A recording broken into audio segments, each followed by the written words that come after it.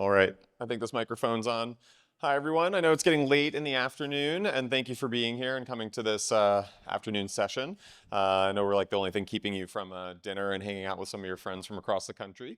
But quick show of hands for the people that are here then, who loves their EHR and loves doing work at their EHR? Wow, there was one fraction of a hand. All right. So briefly, it seems like less than 2% or around 3% of people enjoy working with their EHR, which as an informatician, it makes me incredibly sad. From the first projects I ever worked on as a medical student was already on how alert fatigue was affecting physicians. And we spend 50% of our time in front of a computer, putting information into it about our patients, trying to deliver care. And then it's no surprise that that's a huge part of our wellness. So today we have a great group of speakers here with us from across the country to talk about Control-Alt-Heal, we lovingly called it, rebooting physician wellness in the age of EHRs. We have no relevant disclosures for this talk, and just to give you the heads up of what you can expect today, you're going to identify some key factors that contribute to EHR-related stress and inefficiencies in emergency department workflows.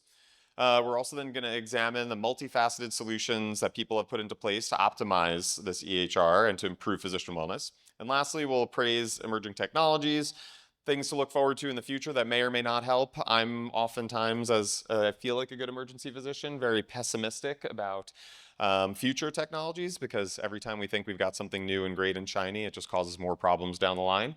But we'll let the rest of these wonderful speakers talk about where we have been, where we're going, and how we can get there. And at the end, we'll do Q&A. Please, again, it's the afternoon. Raise hands as you go. Ask questions. It's meant to be interactive. This isn't to throw more information at you from a screen like the EHR. So I'll hand it over to Mia. Thanks.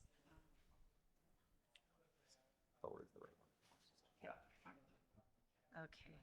All right, thanks everyone for coming. My name is Mia Karamatsu. I'm a pediatric emergency physician. I'm going to start with talking about the problem, how wellness is impacted by EHR burden. So a lot of people feel that the EHR is not intuitive, right? It's hard to find things. You're searching for information that you feel is important and you just can't find it.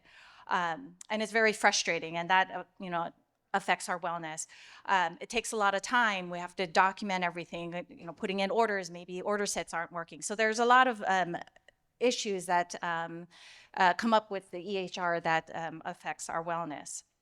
And we spend a lot of time, as Christian said, in the EHR, up to almost 50% of our shift. So by show of hands, I wanted to ask the audience here, how much time do you spend on charting after your shift ends? So who here is done? Like they signed all their notes, all their charts at the end of their shift? Okay, we're gonna have to learn pro tips from these people. Amazing, amazing. Okay, how about 1 hour? You're done about 1 hour of after shift charting. Okay, all right. And then how about those of you for spend more than an hour after? Yeah, no, I'll raise my hand. Sometimes that might be me too. All right, so we spend a lot of time charting, doing our documentation. So on shift, almost 43% of our time on shift is in the EHR. So that's a lot of time away from our patients. And then one study showed that the median, so the midmost point of time that we spend per encounter, patient encounter, is almost 7 minutes. And the range was anywhere from 4 to a little over 11 minutes per patient encounter. So if you're seeing, 24 patients, that adds up, right? And then about 30% of the time that we're in EHR, we're actually documenting. So we're documenting the encounter. And then after hours, so in one study, they said, 31% of emergency physicians actually spent 6 or more hours per week completing their charts. That's a lot of time. That's a lot of time that you should be at home, resting, sleeping, spending time with your family, loved ones, friends. And there's also studies that show that if you do spend 6 or more hours per week completing charts or doing work at home, that actually adds to your burnout or risk of burnout. Now, there's a study looking at self-valuation. So this is how much you put in, you value yourself, which is self-explanatory. So, basically taking time out to eat, to exercise, to sleep. So this is a study that looked at, they surveyed almost 6,000 doctors looking at how they value themselves. And so 0 is low and 16 is high. And you can see there's a dose-dependent association with burnout. So you don't value yourself and you have a high burnout score and you really value yourself. And this is really just taking care of yourself, self-care. And your burnout score is much less. And then this is looking at sleep, same study, looking at sleep related impairment. And also you see that dose dependent association there. So low valuation, self-valuation score is associated with more sleep impairment, and then the opposite on the other end. And in this study, they looked at doctors and looking at their wellness and how we spend a lot of time outside of work. And this is one quote from this study where that they're not accounted for, right? So this is maybe that 2 hours or 1 hour you're spending at home finishing your charts. And so this is a physician basically, quoted as, they have invisible hours of work that need to be made visible because they don't make direct money. Nobody cares if we stay 2 more hours or 3 hours, or if we don't have supper with our family. So this is really affecting our wellness. And then I'll pass it on to Dr. Winkle. Perfect. Hi, everyone. I am Maya Winkle. I'm the Physician Wellness Fellow at Stanford. So moving on, I imagine you guys are familiar with the term pajama time. Has anyone heard that? Anyone want to shout out what they think it refers to? Yeah. So it's the sad reality of you've finished a shift, you've gone home, you've eaten, you've showered, and then you're getting in bed and you're wearing your pajamas, and then you're opening up your computer to do your notes. Nobody wants to be doing that. So on the left-hand side, you see a whole list of specialties where they're studying pajama time, and which very important specialty is missing? Ours, the best one. So emergency medicine is not listed here on the left-hand side. However, on the right-hand side, we have a graph discussing the impact of work on personal relationships. And unfortunately, we are listed there. And unfortunately, we are actually the highest. So a score of greater than 6 was considered moderate, and we are significantly past that at the highest point. So let's take a step back and look at the kind of the history of well-being. So kind of it's broken down into kind of decade-long stages. So the era of distress was kind of, starting around kind of 2005.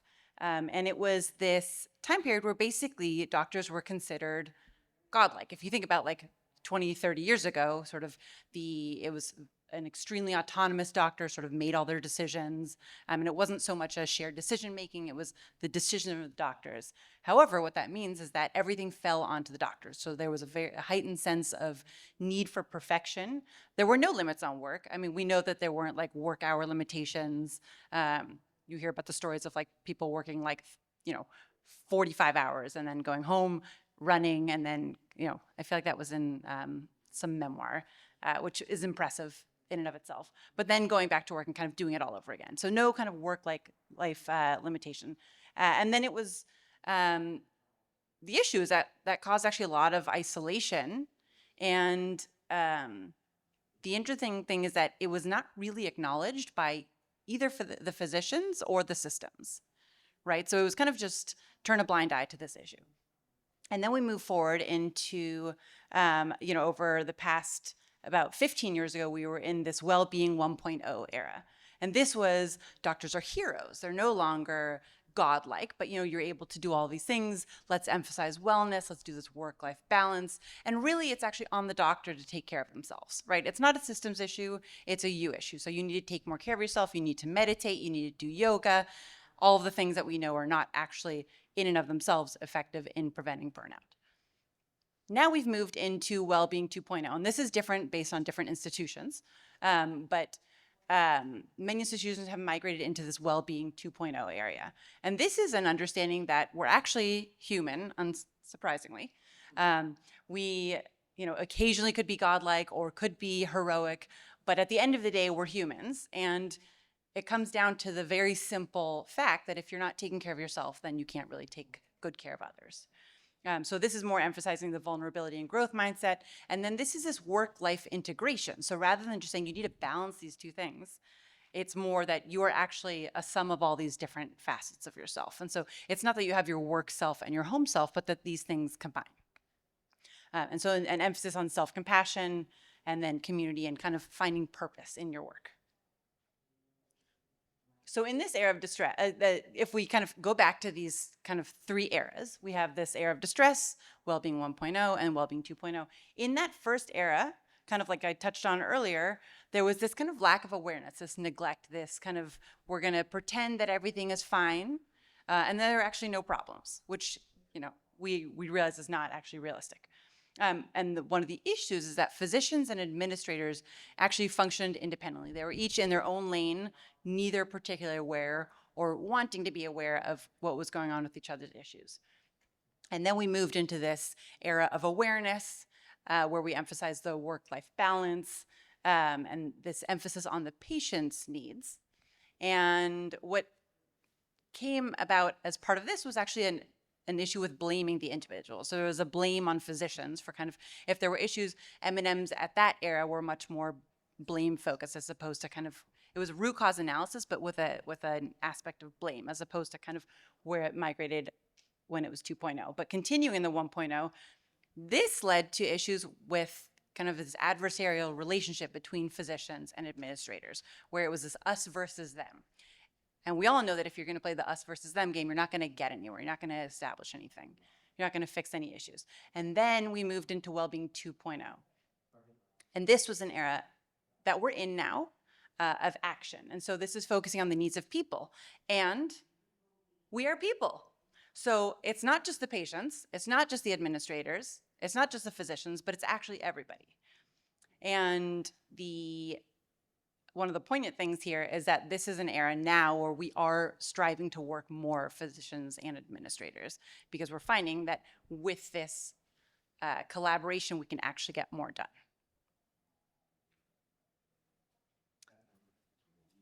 So here's a quote. If you want women and if you want dual professional couples to be part of leadership, you can't be having 7 o'clock meetings 4 days a week, which sounds obvious, but isn't always the case. I'll be handing it off to Dr. Alvarez. Hey everyone, Eli Alvarez, Director of Wellbeing at Stanford. So I really like this quote because I think it just highlights that we have to be able to work together. And I would argue that we're not in Wellbeing 2.0. In fact, most of us are probably experiencing some versions of era of distress. We're lucky if we're the Wellbeing 1.0. And the 2.0 is really the goal that we would want to be in. And so for instance, at Stanford, one of the things that we're able to do is that in order for us to achieve this improvement in EHR, we have to really focus on the system as an area that we need to address, as opposed to just making doctors just chart better on your own time, that increasing in pajama time, even though we don't even have the metric to do that. So we had to create the metrics, develop that for ourselves, because that was not defined yet for our specialty. And Christian is going to talk more about that. So I'm just going to hammer in here the idea of wellness-centered leadership that's WellMD and team has also focused on. And it really starts with caring about the people always. In whatever interventions that we do, we have to care about the people always. You can't just fix the AHR, just fix the schedule, and just resilient your way out of it, or even self-compassion your way out of it.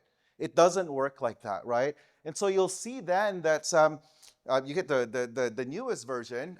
It used to be called the professional fulfillment model. And you'll notice that the red part, there's a culture of wellness and efficiencies of practice, that's still there. But they got rid of the word personal resilience, because it's not just that one resilience. So the latest iteration of this is actually now called occupational well-being.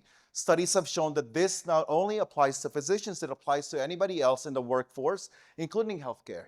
right? And so then it's individual factors, because there are some of us who are very kind to ourselves, doing a lot of self-valuations, that growth mindset, accepting our imperfections, but I can't do it because the system is not designed yet to actually work with me. The problem, though, is not that I need to have the Dr. Losak and administration to like fix this for us, right? We have to be able to work together. And so at Stanford, for instance, 10% of our funds flow for the department comes from making sure that we have specific initiatives that improve the efficiencies of our practice. If we don't meet those, if we don't do efficiencies of practice efforts, we actually lose 10% of funding for the department. So it's not just on individual doctors to like make it better and just resilient your way. The institution is set up so that our workforce is designed to improve the system. And so with that, I'm going to pass it on to the gap. So who's familiar with driving a manual transmission vehicle? Okay, so there is a piece of that vehicle called a clutch. And that clutch is there to be used to ensure a smooth transition from one gear to another gear. I'm Jessie Nelson. I'm from Regents Hospital in St. Paul, not from Stanford, one of the few who's not from Stanford. We're part of the multinational aspect of this. And I'm here to serve as the clutch. So we had our EHR launched 21 years ago. I have been hearing people talk not so lovingly about that EHR for at least 21 years. A couple years of good angst before it launched. This is a problem that hasn't gone away despite all of the time it's been around. Y'all are here at 4 o'clock. So we can approach this in a few different ways. I think a lot of us have just gone with resignation. This is how it is. Charting sucks. It's a burden. It's heavy. And that's just how it's going to be, and I have to come to peace with it, and I will just suck it up and deal.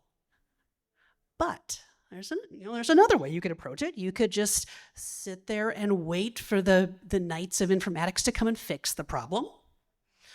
Or you could actually do something. Take some action. Because if you keep doing things the same way, nothing changes. Now, options 1 and 2 would make for a terrible didactic, so we're going to talk about the actions that you can take.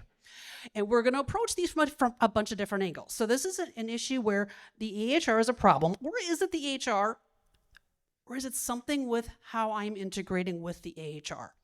So we're going to take this from a few different standpoints. We're going to talk about some of those individual factors, because you can take this at a hyper-local level and change how you approach your EHR. You can look at systemic changes that you can make locally, and then you can look towards more technology and how the future of charting is going to look. So I want to handle that first part. So like Ellie was talking about, individual factors. What can you do in changing how you approach it? So I rose my hand when I said I finished my charting at the end of the day. I was never that person before. Like I was the 2 hours after the charting, and it's changed over the years. Let's talk about how. So part of it is mindset shifts and how you think about charting. So we talked about lots of heavy words. I wrote them down as we talked. Fatigue, more problems, hard to find things, frustrating, it takes time, there's issues, just so many things. Can you start seeing it differently? I like to try to take from conferences things that I can do right away. There's a lot of things I can't do anything about, but some things I can actually take right away and think about it. And this is the slide where there's questions you can look at now. You can look at on the plane at your way home and just see how you would answer these. I'm just going to click through these here. So what would it look like if charting wasn't a burden? Just imagine the possibility. Not asking you to actually fix the issue. I just want you to open the door to maybe considering it might not suck someday. What would make it seem lighter? How about let's challenge some assumptions. I'm told I have to include this in my note. Is that actually true? If you ask deep down, maybe it's not. And then can you get a little curious with it? What is the reality? So it felt like I was taking forever to chart. So when I was trying to get my collective crap together, I did the math. People who know me will never be surprised. I made a spreadsheet. I actually documented how much time I was spending. It wasn't as bad as I thought it was. However, it wasn't good. And if you think about it, I'm salaried, so like that time was not compensated. So if I spend more time doing the work for the same amount of pay, I am giving myself a pay cut. And nobody is making me do my charts after my shift. That is something I'm choosing to do. Because like if you think about this, do I really have to chart? Is somebody holding a gun to my head saying, you must chart? No. But I could choose not to chart. Now, if I did not chart, there would be consequences. I would lose my job. Couldn't be an emergency physician. Therefore, I am choosing not to make that choice. We see people who make bad decisions all the time, but like I can make a good decision, so I am choosing to chart. Maybe I can actually start choosing how I approach it. So, all right, get a reality check. What is the reality? How much time you're spending, and how much money are you leaving on the table? And what else would you be doing with that time?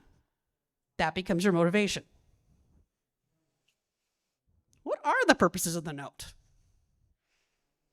So, why do we chart? Money. Okay, what else? Lawyers. Okay, so why money? Like, why do we have to chart for the money?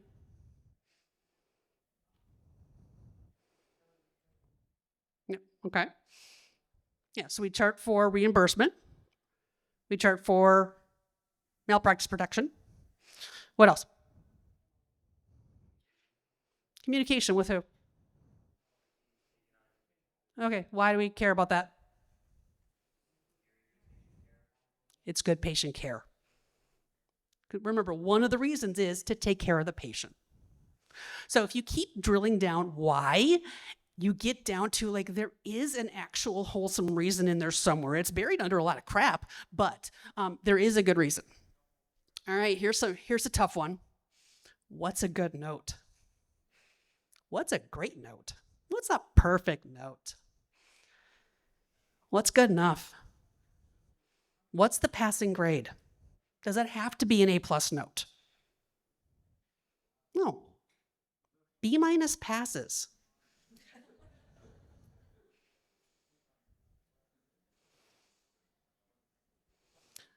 All right, during a shift, what am I choosing to do instead of documenting something? What do you guys choose to do instead of documenting? Sorry, I can't hear. I'm old. See another patient. What else? Chit chat with people. What else?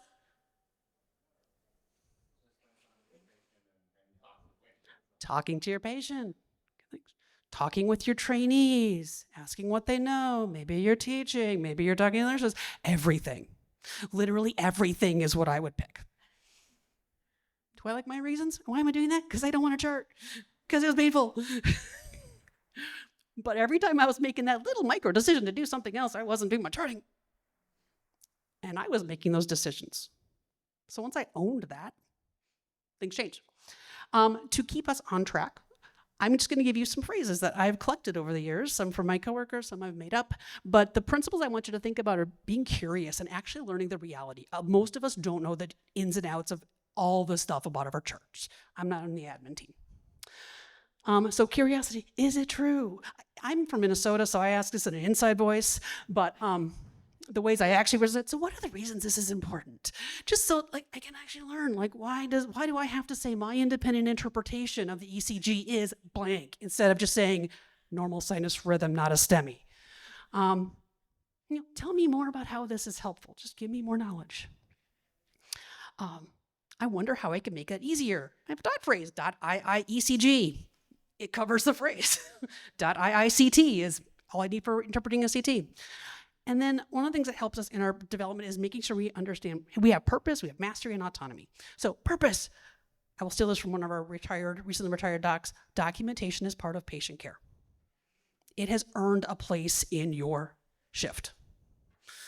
You don't have to spend all day doing it, but you do got to do it. Accuracy trumps grammar.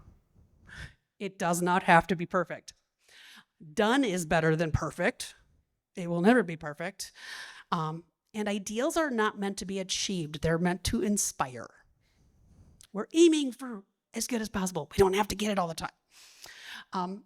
Autonomy, I choose to, is a very important phrase as opposed to I have to. I have to feels like somebody else is making the decision for you. Like, no, I choose to do this because I want to stay employed. We talked about valuation. I value my time, so I'm going to use it in a purposeful way. It keeps me from chit-chatting. I'm going to take a couple minutes and not get that sentence down. When there's an interruption, I'm going to say, let me finish this thought. I finish the thought, then I have the conversation. All right, so that's what you can do on the inside. But like I was saying, you can't fix all of this with mind work. There are other things that you can do system-wide to try to change how this goes. And to explain that more, I'm going to pass the baton to Dr. Brad Gordon, my colleague and friend. Wow, this is this presentation. I'm really enjoying it. I'm a part of it. I'm real lucky. Yeah, no, I toot our own horn here, but I really think I'm glad to see you all here at 4 o'clock. I just wanted to mention that. I think we're excited here, and we. I got the opportunity. I'm at Regions with Jesse in the Midwest, Health Partners, Emergency Medicine. This is a little bit of the sort of like the methods, because we wanted to share our case study a bit as we started talking about this on why we're here.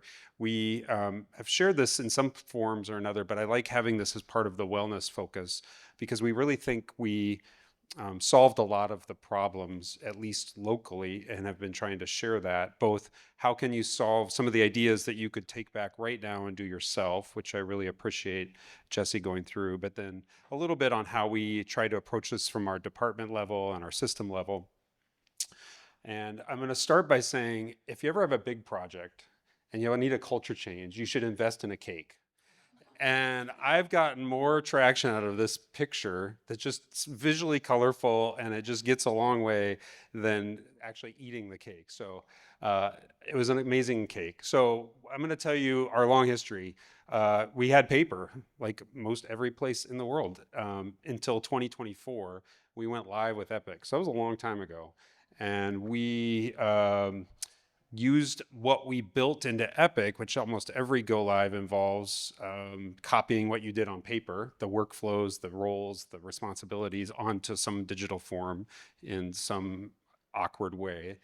And we, in 2016, kind of said, you know what, we're dissatisfied. Let's just call it that. Late, long, and multiple notes is a short version of that. So as I distill this whole project into 5 slides, it really comes down to this process of a 2-year exploration of asking why.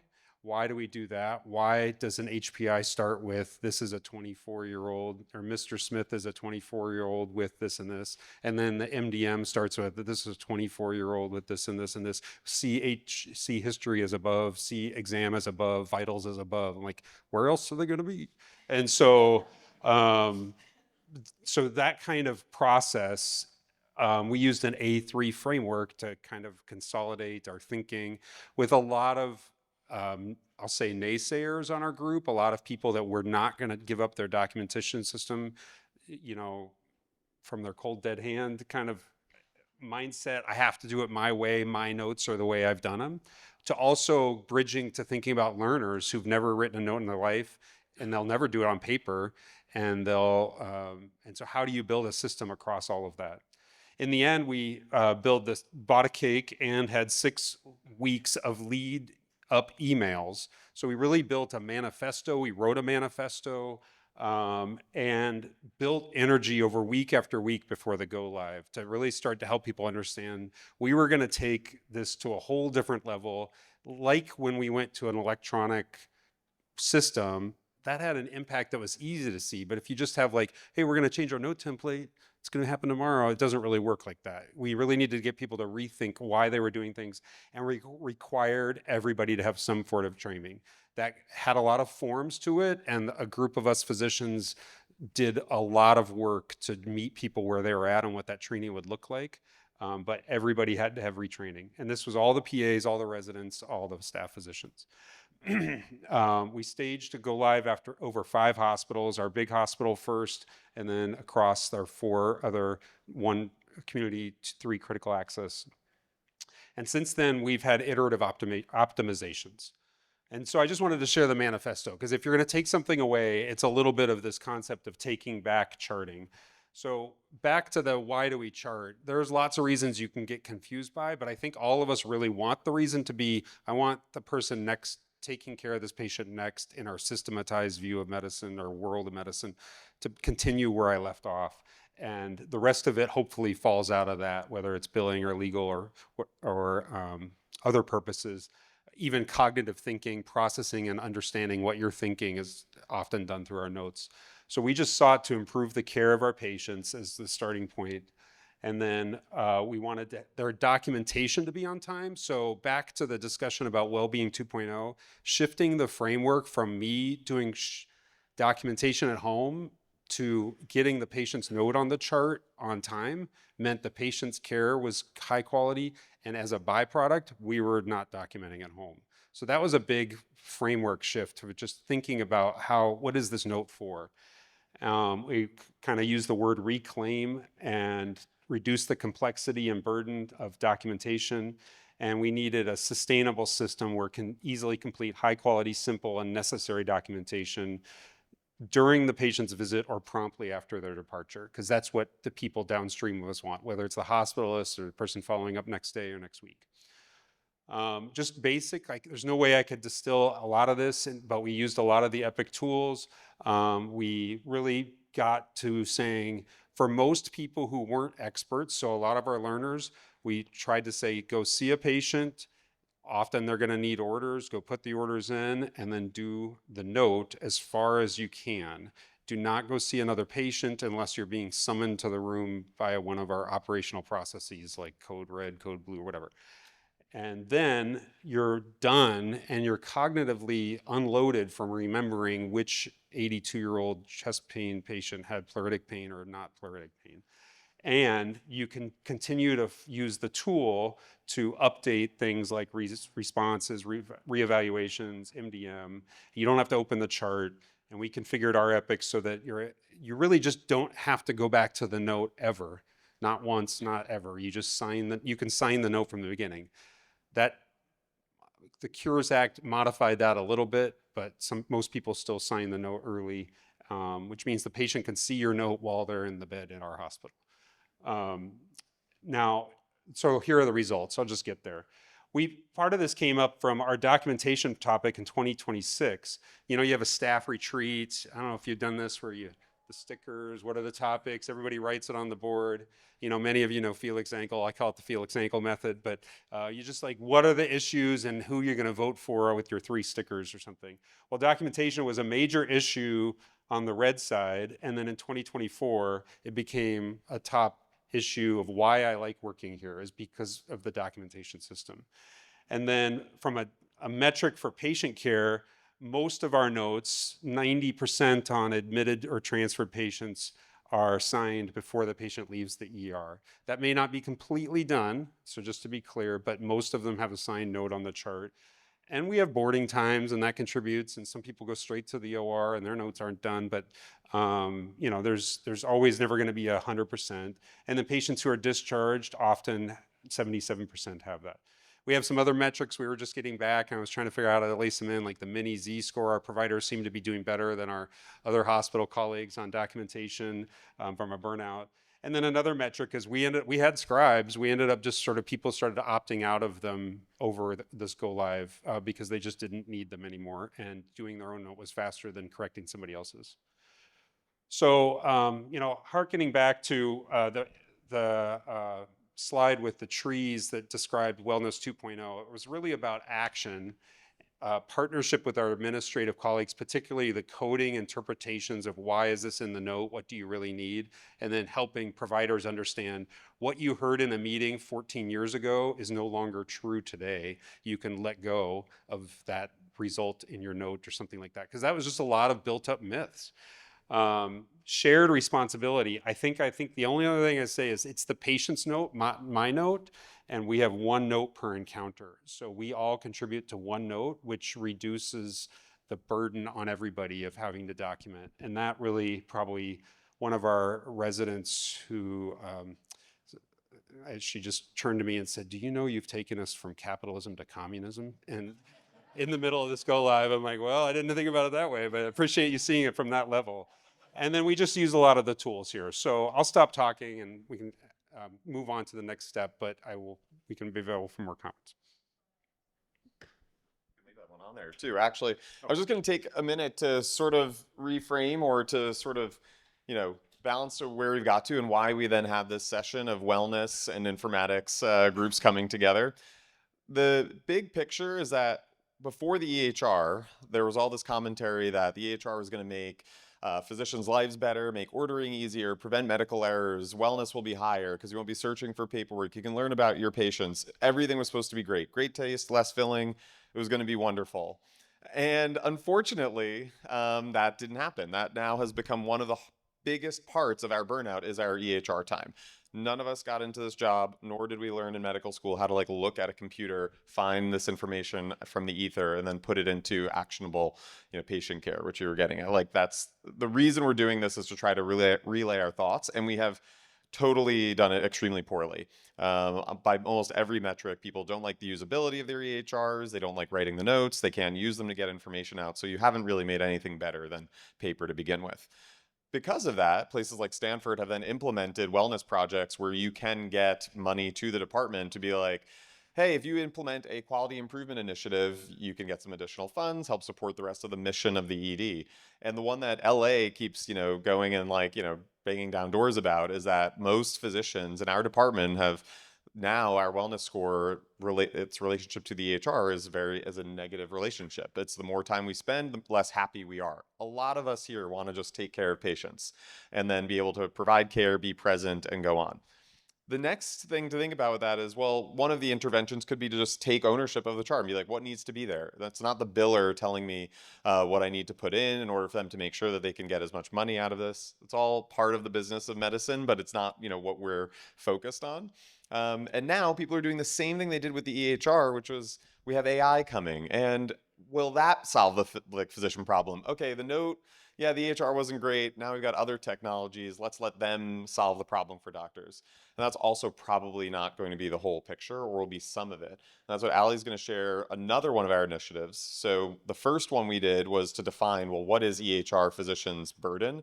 And it looks like people are spending on average, Carl's just running the numbers while we were here. It looks like the average physician in the ED spends 30 minutes after shift, with a growing number in the Stanford ED that's related to the patient volume. So obviously the more patients you have, the more charting you have to do later. So how do we dig into that? How do we actually make it easier to just see the patients and do the work? The phase 2 of this has been, okay, well, DAX or these ambient scribes and these other technologies help us to, see that sort of triple aim is what we are calling it. Make physicians' lives better so that they can make patients' lives better in the ED and provide better care, and then the whole system will sort of benefit from it.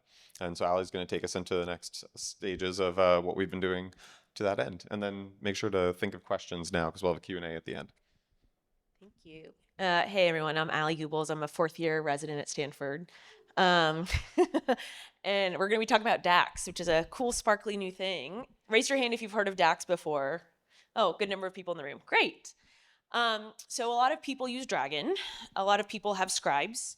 DAX essentially combines the best of both of those worlds and helps you get your notes done faster.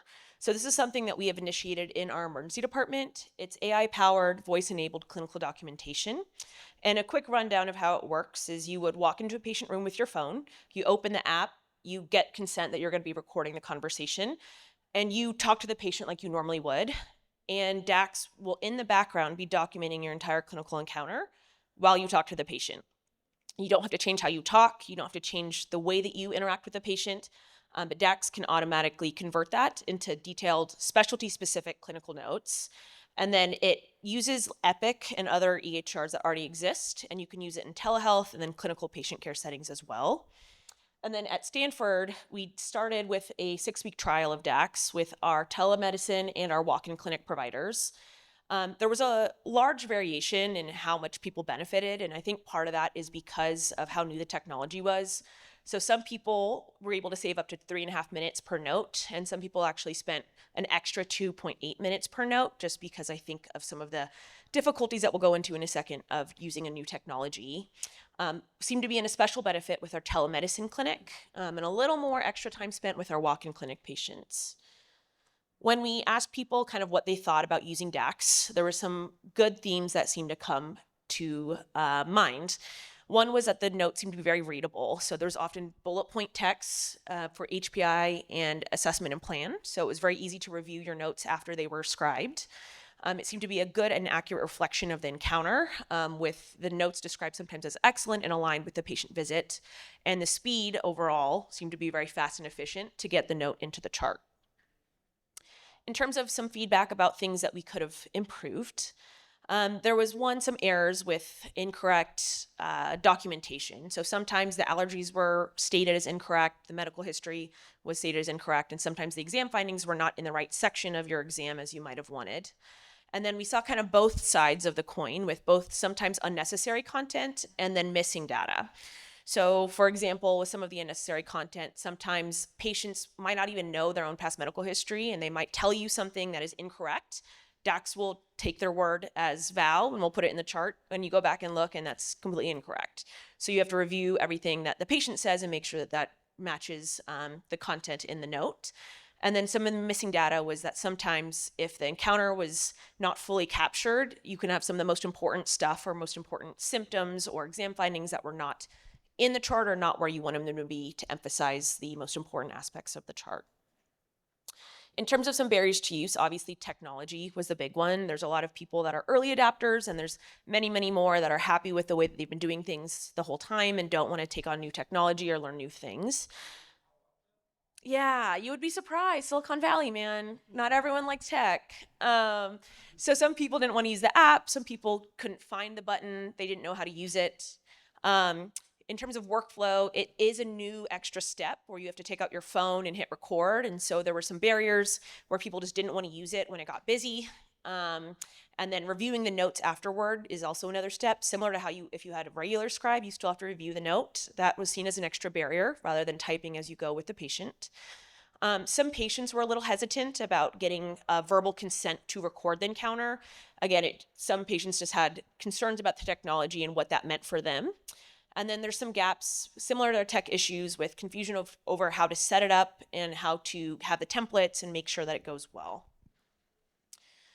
And then in terms of opportunities for improvement, I think there's a number of ways that we can improve our education among our clinical providers, both making sure that we tell the patient the right way in terms of consenting them to record the interaction, and then making sure that the staff are all on board, including our nurses, to make sure that everyone knows what we're using it for and the purpose of DAX. And then in terms of templates, if we could have more customizable templates and better formatting options, that way providers with their own individual templates could use those without having to use a template different from their typical. As a resident-oriented program, obviously having residents involved and making sure the note is the same between the resident and the attending in terms of who is going to do the main bulk of the note, who's going to be signing, and expectation setting. And then in terms of capabilities, if we could do more billing with our DAX notes and having more structured data entry, that would also be another area for improvement for our DAX use. And then in terms of our future, so this is kind of last but not least, but big picture, we want to optimize our EHR, make sure our notes are streamlined, make sure our template documentation tools are great for quality and risk metrics. We want to have ambient large language model note construction with the initial draft from that audio recording like DAX, and then making sure that we can edit and review, in theory, with LLM assisted documentation, so that after that first draft, there's a final review that takes less burden off of us as providers to review. And that's pretty much it. Any questions for anyone on the team? I have a question. So one of the things that you guys are working as salary, so talking about HR and billing and all that stuff. I own a startup myself, which is one function as a startup, and we have to uncover why a lot of these things are not being paid. As you guys probably know better than me, for example, if you educate someone about, let's say, smoking cessation, if you just say, hey, I just talked to them about a smoking cessation, you don't really get paid much for it. But if you say, I talked to them about more than 3 minutes, which is 4 words, you actually get $15 for that. So those are the things that for the rest of us who are on our view-based and, different like pay structure, I just want to, your comments on that, as far as like, do you like get the billers involved with that? How do you like educate them, and all that stuff? I'm going to hand it over to the team that worked really hard on this. But I also want to say one of the big picture goals for this talk is to talk about like, well, who determines what bills and what gets how much money from each element that you add. And education, being at SAEM, is to learn about some of these methods. The reminder is also that these are, Carl and I wrote a paper about, which is funny, about ChatGPT not being the solution to documentation burden. And then we're like, but if you use ChatGPT in the ambient scribe, maybe it'll capture all the things you actually did do. That's what's actually important. And then we can, charge and do whatever from that. But the big picture being, we sort of determine what the value units, the RVUs, are determined by the system of which we're all a part of. We have to agree on that. The E&M changes changed how we were billing for some of these things. And then you guys put that into action and actually, it doesn't sound like saw any like major reduction. Yeah, I haven't heard if we've had any billing changes, but I know one thing you can tell the specifics, but our department meeting every month, there is a slot for Brad to tell us some little billing pearl. And that's how you spread it to all of us, because we're not all going to pay attention. So. Yeah, I would just say it's the incentive structure for more documentation, and like you just described, if you get a little bit of that $14 directly and you see it on a metric, like on your, that's not as literal as your pay stub, you're probably more incentivized to do it rather than it goes into some big pool and you get a salary on the other end and somebody's saying, boy, it'd be nice if you documented more. Jesse mentioned a little bit on the my interpretation, like that's newer type of language in the 2023 coding guidelines. So we've encouraged people to say, well, here's why the word my interpretation as compared to, or discussed with as compared to consulted with, which are super tedious. And my hope is that's exactly where these large language models can fit in to help the tedium, that the literalness of that we just can't deal with as emergency physicians, but is the reality of coding, helps bridge that gap even more. And whether payers will end up denying more, I don't know. That's kind of this continual ecosystem of documentation. I almost call it a war, but but it is like encouraging people to document things that they did, ideally when it's aligned with their social interests. Is the other thing, is like, not just for the money, but just say, don't you think it's your job to help somebody stop smoking? And did you know you can get paid for it? Literally, you're getting paid for it. That's how I try to, in our coding minute, that's a little bit how I try to align interests of like, you're here to do good.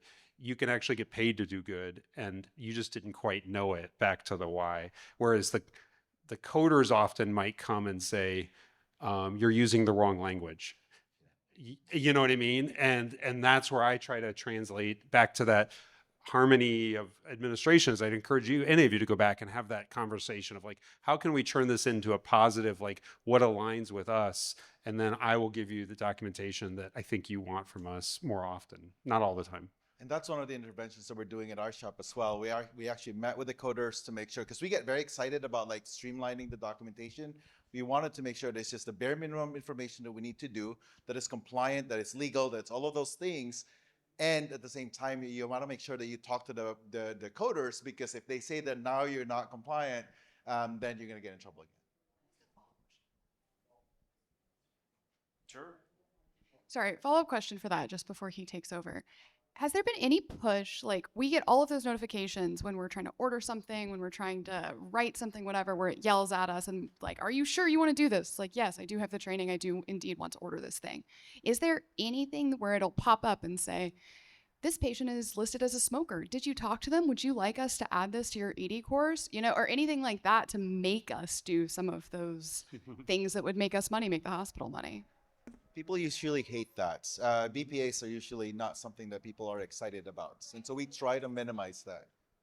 Yeah, but I'm not in the money-making business, but that's just me. Yeah, and I mean, my question was going to be a little bit related to that. It is, it's curious that in the future you don't have the marriage of ambient scribe with clinical decision support, which seems like an absolutely natural, potential, possible tool, good or bad. What do you guys think in terms of the hard or the soft barriers to that? And it obviously opens up an awful lot of existential types of questions. It's also curious that Microsoft really hasn't owned this as much as they have interacted with other entities to develop ambient scribe. But I don't know if we're going to look into the crystal ball on that. What do you guys think? And it's not approved for emergency medicine yet.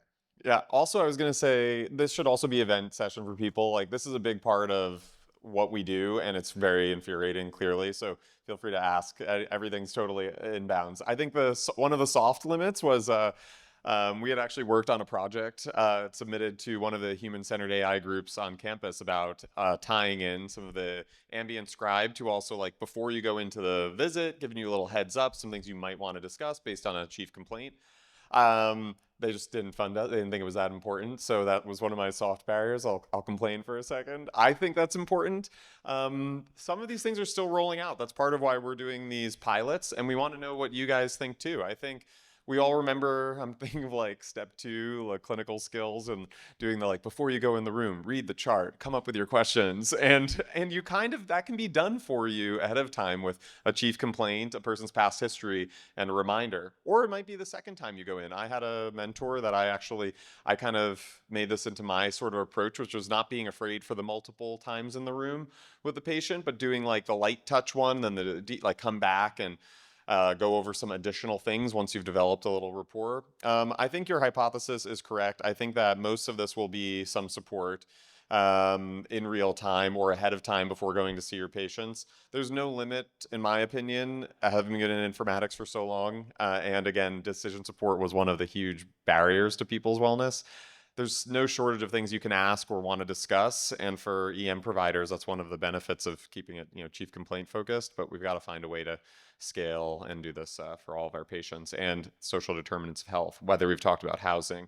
There are so many things that people do poorly that we're trying to find technological ways to do better. To me, it's like I see people working on it and there haven't been major barriers. It's just almost been like, which one of these many different angles, smoking, housing, depression screening, etc., and you're trying to do it all everywhere at once. So that's my sort of feeling. At some point, is it simply technology listing ways that you are not doing enough? And do we really need that reminded to us? Because I think there's a fine art between a gentle nudge and telling you what to do, and I know how I feel when I get told what to do.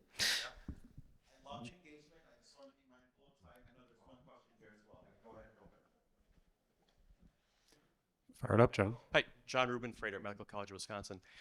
Thanks for the panel discussion. This has been great. Just one comment before I ask my question, just about alerts. I mean, the alerts can be configured however you want. So I have to defend Epic because I'm from Wisconsin. But I mean, your local IT and clinical informatics can configure the alerts however you want. So people bash Epic because of the alerts, but it's not Epic's fault.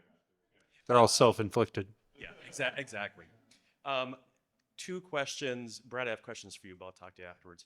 Are you guys using Epic's PEP data, physician efficiency profile data, for tracking anything? And then also, just about DAX, how are you integrating residents into DAX use?